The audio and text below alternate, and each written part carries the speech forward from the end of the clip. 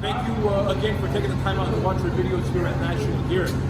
This is one of our Western gearboxes that we are doing that runs a large fan, and our mechanics are now getting ready to set all the bearing floats and preloads to the OEM specs. Did a full rebuild, manufactured some new inner components, obviously new bearings and new seals.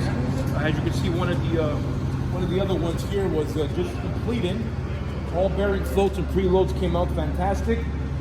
Once we palletize this reducer, we will do a final, I guess you would say a final inspection.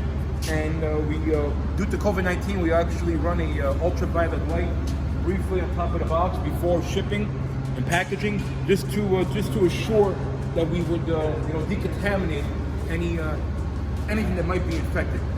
So rest assured, we take necessary precautions here at National Gear Repair in need of COVID-19. Our mechanics and ourselves and the whole staff was tested, and we all tested negative, thank the good Lord.